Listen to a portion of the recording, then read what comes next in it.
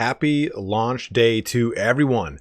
So the Hunter and the Beast DLC has landed here today, and going in form with my typical approach to these DLC launches, I like to do some quick little campaign guides.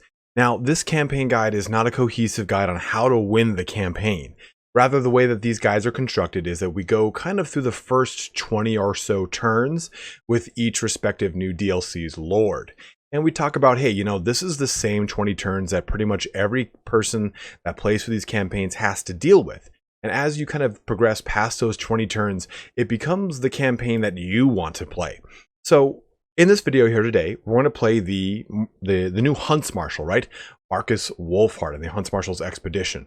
And what we're going to talk about are how to do the technology tree for Markus, how to do his individual skills, how to address the new heroes added with Markus, as well as how to address the overall Acclaim system, as well as the Imperial drops that you get every couple of turns, depending on your hostility level. So there is quite a bit to go through in this video, but we're just going to dive on in. Now, the first place to start with, and this is even before we get moving, it's going to be the hunters. Now, if we press, well, let's go back here. If you press this button here, you can take a look at Wulfhart's hunters. These are the 4 unique heroes that Markus Wulfhart gets access to. And you can choose not to unlock these guys if you are looking for a very, very hard challenge to the final fight at the Battle of EVGA, or and do what I did, or anyone else who plays this campaign would do, is unlock each one of characters.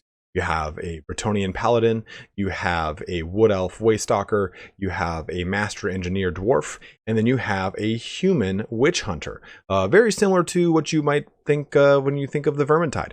But let's kind of jump into these individual characters. So your turn 1 action, and really you should get all 5 of these guys by turn 5. So initially, what you want to do is open up your diplomacy.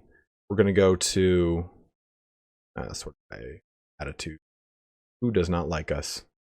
Well, what you want to do essentially is you're going to fight this army here. You're going to destroy them. They're going to move back here. And as you push into this territory, you're going to reveal, and the reason I'm not doing it is I just don't want to go through that process in case it doesn't work out exactly the way it should. But on turn 1 or 2, you will reveal the Vampire Coast Mutineers. They're right here. You hold down right click.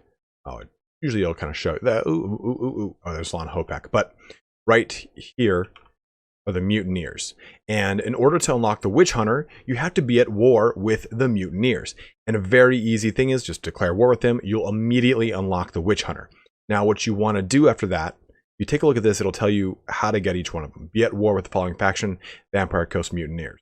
Our next character is the Paladin. Move any character to the following region, Zlan Haupek. Very easy. Now, Zlan Haupek here, you can see if we kind of zoom out, is right there. That's where it starts. So you're going to get the Witch Hunter, and you just move the Witch Hunter from where I believe he either spawns right on top of the Huntsmarshal or at your capital. Let's just assume he's at the capital for the sake of argument. You're just going to want to move him right there. That's all you need to do is get right inside this territory. Once you do that, you unlock the Paladin.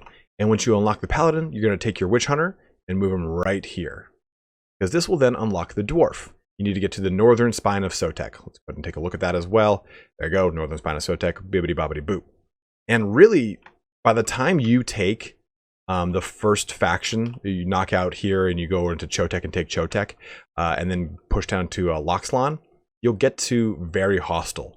And that's the second level on the hostility meter. And that's all you need to then get the Waystalker. So by turn 4, turn 5, you should have all of these characters unlocked. Maybe take you to turn 6 or 7, depending on how things kind of play out for you. But really getting them unlocked quickly is very key, because once you get all 4 of them, they have a lot of synergies that play into each other. You want to take all 4 of them, and you want to keep them in Markus's army, because Markus's army is going to suffer from a lot of issues throughout this campaign. I would argue that this campaign is not just the hardest of the DLC, but it is the hardest campaign in all of Total War Warhammer. And just as a quick aside here, I know we're not at the end or still not at the beginning, but I want to give a huge shout out to Loremaster of Sotek. Loremaster of Sotek knows so much about campaign on such a cosmic level that he can like complete like a legendary campaign or a very hard campaign in 1 or 2 streams. He just knows the game inside and out. So I'm gonna have a link to his channel in the both the description and the comments. Go ahead and check out his channel as fast as you can. If you want to get some good in-depth lore or some other lore, some other campaign playthroughs, he's your guy. He helped me out with a lot of tips on these campaigns. I just kind of we basically sat in a Discord chat back and forth and said, hey, what do you think of this? What do you think of that? Oh, let's try this, let's try that. So once you do that, once you have all of your heroes, you're going to want to think about some stuff that occurs with those heroes. And I've got this huge list of notes here. You want to get to tier 4 as fast as you can. And as you unlock these guys, you'll get different objectives that'll progress their tier system, all the way, of course, to tier 5. Tier 4 is the big one because with each one of these, they'll get ranks and, of course, access to further skills that they can then unlock and play through and get all sorts of good fun goodies. But after 4, you'll get a dilemma, which will then kind of decide how your character is going to go from there. It will kind of unlock another tree of skills, more or less. For example here, the Witch Hunter flexible role. Hero can be specialized as either a veteran warrior, so just think of Witch Hunter on steroids, or a supporting healer. The same thing kind of here with the Paladin. He can be either a bodyguard type character or like a frontlines knight, or with I can't remember the engineer off the top of my head, but I think it's something like he can become a artillery expert, or he can buff your units around him with ranged abilities. So really, Waystalker is obviously going to be sniping out people. Talent with a bow, unmatched by other Imperial soldiers. It really just depends how you want your character. And when you get the dilemma with these guys, at around rank 4, rank 5, you'll be able to choose either to advance the character, make them better, or an item. Do not choose the item. Only choose advancing the character, because items are not necessarily that good as far as the ones that they get access to. You always want to upgrade the character over that item. So that really kind of sums up how the hunters work and how you should really go about them in the first couple turns. Again, you want to do the typical kind of stuff. You don't want to, as far as how to play the campaign itself, you don't want to auto-resolve nearly any fight unless you know you're you know you're just definitely going to win. I don't know why I keep wanting to say catastrophically. But for instance, this fight, you can win it quite easily. But if you auto-resolve it, you're going to lose a lot of units. So really this fight is not about exposing yourself and getting a war on multiple fronts. You want to play very close to the chest. Markus Wulfhart himself gets a lot of ambush success and defense chance. So you want to use that to your max advantage. Being aggressive in this campaign is not going to pay off for you. If you are very experienced with campaign, then go ahead and be aggressive. But if you're just coming into this for the first time, take your time, really kind of pace yourself here. You see this hostility meter will increase every time we get into, here, let's do this. I'm going to auto-resolve for the sake of this video. Oh God, that was so brutal. See, do not auto-resolve. Oh my God, that killed my Steam. I can't do anything from there at this point. But your hostility will start to increase as you do these actions. And as you do these actions, you can see public order is going to become an issue. This is going to stack with whatever your current penalty is for your current difficulty. So if you have legendary, you're already going to have an innate public order issue. So don't really stack the cards against you unless you can deal with it. Now, of course, once you get to this max one with condemned, enemy leadership is +10, weapon strength is +25%, and public order is -5. So you're dealing with a huge uphill battle. If your hostility gets too high, just play back. Sit back at your capitals, build up your armies, just kind of build your infrastructure a little bit, build your cities up themselves, play defensively. Your hostility level will decrease every couple of turns. There's no real set interval. I think it just depends on where you are. The max portion at level 5, after 5 turns, your hostility will jump to 0. Now, of course, you can kind of play with this hostility and gas it every so often when you really, really need Imperial supplies. Imperial supplies will crop up every couple of turns. To begin with, they will pop up at on turn 4. Actually, I think it's turn 5. So in 4 turns. On turn 5, you're going to have the option to choose between 4 different dilemmas. And those dilemmas will then give you different units. I believe one of them is 2 Empire Knights and 3 Pistoliers. That's the Cav option. There's an infantry option, which will give you access to 2 halberdiers, 2 swordsmen, I want to say, and then 1 greatsword. then you'll get an artillery contingent, and you'll think you'll get one with war wagons. My personal opinion is take the infantry one because they have a very low upkeep, and getting access to both halberdiers and greatswords in the early game is going to be very crucial and strong for you. That being said, that's on turn 5, so you'll know what's coming on turn 5. This kind of segues pretty well into our discussion on technology. Before I jump onto that, I just want to reiterate here, you be very mindful of your hostility meter. Keep an eye on it. If you are not very excellent at the game and you're kind of getting your feet wet, don't push those heavy high hostility levels unless you are absolutely sure you're ready to deal with the repercussions, because those repercussions are pretty massive when we talk about the diplomacy portion of this campaign. So let's jump into technology. This technology is going to be very evident, and it's going to be very time-based. So the first 5 turns, right? How do you want to go about this? And really, the very first thing you should do is you're going to have 5 turns where you can get a little bit of benefit. So use seaborne logistics. That should be your first technology. You start with a port city. You might as well reduce the construction cost for ports as well as their construction time. Get that done. By turn 5, you will get access to your first supply drop. Then switch over to this, to the Hunter's Guild. Alternatively, you can do Hunter's Guild first and then Seaborne Logistics, but I personally think Seaborne Logistics will benefit you more upfront and quickly versus Hunter's Guild. You're just missing out on 2 ranks on your very first supply drop. It's not worth investing in. Once you get Hunter's Guild, so this should be on turn 10 or so, you're going to want to invest into Imperial reinforcements. And at that point, kind of take a look at where your economy is. If you're struggling for money, get assembly line. That's going to give you a 10% increase to your industry, which will be quite nice. But after you get assembly line, move into the missile line. You really want to max this tree out as fast as you can. For the obvious reason that huntsmen and archers are very strong for Markus Wulfhart. So mass produce small ammunition, you want to get that quickly. Volley fire for reload time assistance. Missile resistance and missile damage for pistoliers and outriders is not as crucial, but rifled barrels does help with Free Company militia, crossbowmen, huntsmen, and archers and handgunners. So really, getting this after you get volley fire is huge. Mounted weaponry might be the last one in this chain that you can really worry about. Outriders and pistoliers won't be as huge of a focus. And after that, I would say get Engineers Guild, so you get 10% additional increase to your research rate. And then from there, just kind of go crazy. You can really have, there's no real wrong way to go with technology after that. You've gotten a lot of the real big crucial things. You can focus on this portion of the colonial factors, which I think is very strong.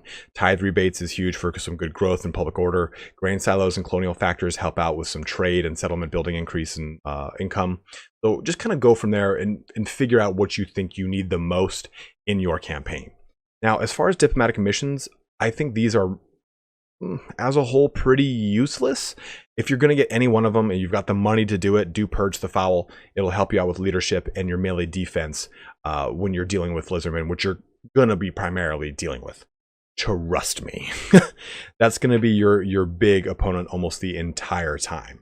So with that, I guess with that, we can talk a little bit about your Imperial supplies. We brushed up, we just kind of barely touched on them, but one thing I do want to bring up is that with each Imperial supply drop, and it depends on which hostility level is the frequency of your supply drop.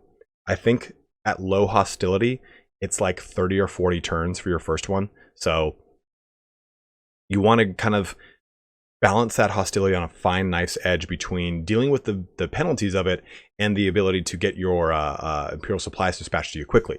Because when you get Imperial supplies dispatched, you will sometimes deal with dilemmas that then influence certain specific electoral provinces back in the Empire. So the Empire, of course, well, we can't look at it on this map because it's the Vortex map and I'm an idiot. But you'll get certain dilemmas that'll say, hey, do you want to side with the Reichland? Or do you want to side with Nuln or Visenland? It just depends on the dilemma itself. And there's no one province that is any better than the others for any specific reason. What the big thing is, you want to max out one province first. Focus heavily on Reichland, focus heavily on Nuln, whichever one you want. You'll know you've maxed out a province entirely because you will then receive their Rune Fang. In addition to that, and they won't obviously be an option for a dilemma when you have these provincial dilemmas that you come across. In addition to that, when you use your Imperial supplies, you're also going to have a chance to get a unique unit from that respective faction. And if you take a look at one of these researches, Imperial reinforcements, for example, when you receive your Imperial supplies, you'll receive an additional detachment that is either random or focused. We haven't been able to pinpoint it between Sotek and I, but for instance, he was able to get 2 huntsmen, 2 halberdiers, and 1 handgunner because he had Imperial reinforcements. So having Imperial reinforcements is going to double the overall use and benefit of your Imperial supplies.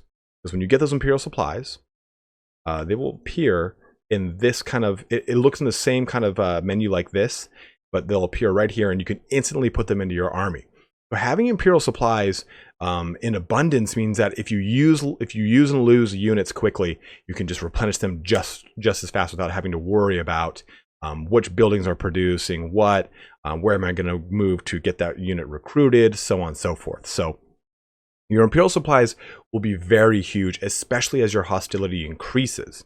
So you'll focus that more on the mid game, but it's worth bringing up in these first initial portions, the first 20 portions or turns of the game, because you will be focusing on them towards the end. It's good to kind of have them in mind. Now, with that, before I jump into the skill tree for Markus and then the diplomacy for this overall campaign, which we'll close the video out on, there is the Acclaim bar. And as you go up your Acclaim bar, and the Acclaim bar is increased, obviously, you can look at this right here, by unlocking hunters, and I think by turn 5 you'll actually get Imperial Guardians. I believe it's like 5 or so Acclaim per hunter unlocked. Settlements captured, so capturing Chotek, or ports built and or upgraded. So upgrading your capital city, its port, is going to help out your Acclaim. So you want to focus on that. That's why we chose this research ability, Seaborne Logistics, because it's overall going to help out your Acclaim meter. As you climb in Acclaim, you're going to increase your recruitment ranks. You're also going to unlock certain buildings that will get you access to more units to recruit. So climbing Acclaim is very strong because it allows you to actually build units rather than having to wait for Imperial supply drops. But at the same time, you can see it towards the max here. It's also going to help out those Imperial supply drops because you'll have much stronger units to take advantage of. So that sums up Acclaim here. Let's take a look at Markus himself. The severely diminished Markus. Now, he has Captain of Scouts. Of course, we take a look at this, but the big thing here is minus 50% upkeep for archers and huntsman units. That is huge. So with that, you have a pretty robust skill tree, and his skill tree can really depend upon how you want to play and what your skill level is and what you're comfortable with. The first initial choice would be obviously to take Route Marcher, and then from there, you can depend on how you want to do this. If you're a little bit newer to the game and you want to have a more secure and forgiving army, go with Inspiring Presence, and then max out Emperor's Finest. It'll give you melee attack and melee defense for your entire front line, and then max out Pistol Corps. Or you can do one before the other. But doing this will give you ammunition and missile damage for the units you're going to focus on the most with Markus Wulfhart. So if you're new to the game, that's my recommendation. In addition to that, you can actually forego Route Marcher and go down the hard to hit route to get Hunter's Snare. Now, this is the case that you want to focus more on your army's ability to snipe things down by using Hunter's Snare to lock them up and then using huntsmen and archers to burst fire them. So if you want to go that route, that is an option to you. Personally, I would go Route Marcher, then I would go into the Focus Shot line. Now, the reason I would go Focus Shot is because getting this on a 25% reduction is pretty huge. Then you get so many good benefits here. Now, really though, Sure and True is a great ability. It's going to help with reload skill, missile damage, and AP. Locked and Loaded helps out with ammo and speed. Destroy the Heart helps out with your missile damage by 15%, which is pretty massive, right? This only shows us what the 4% is, but the big thing here is Executioner. It makes it so Focus Shot. Let's take a look at this ability. Right there. Target if unit is a single entity. Executioner allows you to shoot anyone, enemy within 250 meters. So you get a very strong ability here because now when you unlock your true line, your individual line, your personal line, I'm going to show you how Executioner can synergize with this. So best of the best. This is huge. Recruitment rank +2 for all units. And you want to jump into this as soon as you reach rank 10. And then there isn't a certain order that has guaranteed you success, but there's one that's really going to help you out. So first, of course, you're going to get best of the best. Then get telescopic aim, because this increases Markus's range from 180 to 202, and it enables centering attacks on both his melee and his missile damage. That doesn't seem like it's very huge, but okay, if you have Markus attack just a normal unit with centering attacks, that means the rest of your range units are now going to be doing way more damage, because centering attacks, remember, reduces their armor by 30, and you're fighting against lizardmen, which all have innate high armor. After that, I would say jump into Master Survivalist. This is going to give you a nice campaign, line of sight, and casualty replenishment rate increase. Then from there, go with Irregular Elite, helping reduce that upkeep by 15% for Huntsmen and Archers. Helps out with the melee attack for Huntsmen and the missile damage for Huntsmen and Archers. Then lastly, Sleight of Hand to give you double shot ammunition for Huntsmen in the entire army, which is going to be very huge. You're already going to be focusing on Huntsmen. From that point, I mean, Impervious to attack is okay, but I mean, he's got such low armor anyway, he's just going to get beat around. And you obviously want to get Grand Marshal, because that'll give you Vanguard deployment and immune to psychology for the entire army. From there, though, I would again focus back into this line, getting Executioner, because Execution you can then use with telescopic aim, get that massive reduction to armor. And then I would say jump back down here to the blue line, jump into, which one? Yeah, I would go Leader of Renown to get recruitment costs reduced, or actually even Iron Disciplinarian to counter your hostility meter. You're obviously going to want Irrepressible, then jump into Lightning Strike, Quartermaster for your upkeep production, and then Headhunter. Recruitment rank for all units and local recruitment capacity. So that means that he'll be recruiting +4 between best of the best and this ability. So a real strong way to build this character out as you progress through the campaign. So the last thing to really touch on here is going to be two things. For one, which direction to go to. And that kind of plays into the diplomacy. So for one, let's talk about our diplomacy. For one, I already just said that. Let's talk about our diplomacy here. So you're not going to have a lot of good friends. In fact, New World colonies are going to be the only people you're probably going to be able to secure trade with in the entire Lustrian map. Now, what you want to do is get trade with them. I don't think we can do it on turn 1. Of course they rejected it. Look how surly this guy looks. So once you get trade with them, what I would do is get a hero, get an extra Empire Captain, an extra Wizard, whatever you've got, and send him south as fast as you can to Loremaster of Sotek. Then it's a Techless as fast as you can, because outside of the New World colonies, these are the only other guys that are going to trade with you. And once you get into these guys, they're going to give you so much money from trade that you then want to take that hero and send him northeast to Ulthuan and get a lot of trade going with Tyrion as fast as you can. It's going to be one of the only ways to secure a large amount of income for your budding Huntsmarshal expedition. Outside of that, though, you have to be mindful of some other things. And really, it's these bad boys right here, the Blue Vipers. Don't touch them. Don't even go near them. Don't even look at them. So they're Savage Orcs. All of them are Savage Orcs. Do you know what that means? They have a lot of weapon strength. You know what that also means? They have a lot of physical resistance. You know what that also means? Take a look at Hostility level 5. They're going to have +10 leadership, making them more or less unbreakable, but not really. But they're also going to have 25% enemy weapon strength. These guys will rip through you. It's just a massive horde of Savage Orcs. Unless you have a ton of things to hold the line and shoot them down, just don't touch the Blue Vipers. Leave them alone. You can actually make friends with them, because you're going to be fighting Lizardmen, and they hate Lizardmen. So make friends with them, get a non-aggression pact, just don't touch them. But as a whole, guys, that pretty much sums up this campaign. How I would really progress through this is, once you take Chotek, I would move south to Aloxlon, secure that by turn 10 or 12, and then move east over here to the Vampire Coast Mutineers. Once you've got them, you can move down here to the Awakening, which will actually be part of your Witch Hunters quest line. So you'll want to go that direction anyway. So those, I think, this is the big first direction. Secure Loxlon, move over into the Mutineers, then move south down here towards the Awakening. That's the first big step.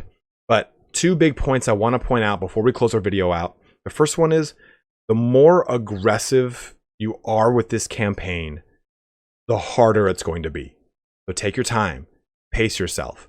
Don't get too invested in a fight because you're going to pull a lot of aggression your way. And if you get on a war in multiple fronts, you're going to regret it, especially as your hostility climbs up and you're dealing with Saurus warriors with a 25% enemy weapon strength increase. They're just gonna beat the brakes off of anything you have in your army. Lastly, and this is more for Markus Wulfhart himself, you've got this ability, right? We take a look at Focus Shot. Focus Shot will not work if the unit you're trying to shoot is in close combat. The only time it'll work, and it is a maybe, is if it's like a Bastiladon or a Stegodon, something massive. So do not use Focus Shot on something that is going to be or is in melee combat, because Markus instead will actually walk towards him and get you killed. So as a whole, that pretty much covers everything. We've covered how the hunters work, how the heroes work, how the technology tree, what I really recommend for it, how skills should be really kind of spaced out or approached. As a whole, though, and how to deal with the dilemmas in the provinces. As a whole, this is a very challenging campaign, but it can be done very, not easily, but it can be palpable if you just take your time. You have to kind of pull your brain away from the typical total war aggression that you usually have when you're sacking things on turn 1 and you're moving south with another army on turn 2. Like, just take your time. Pace yourself. Use ambush stance as much as you can. You want to push people into ambushes because you're going to be able to use your huntsmen with their anti-large and your archers with their beefed up stats to the most of their advantage, because they'll be all over the place. With that though, I think that a lot of people will struggle with this campaign the most, and that's why I decided to do this video first. So if you have any questions, guys, please let me know in the comments below. I'll have Loremaster of Sotek take a look at those comments too, so he can help out with any crucial questions that I can't answer. But as always, guys, thank you so much for watching here today. Thank you as well for joining me through the grand journey of the Hunter and the Beast DLC. But have a good one, and take care.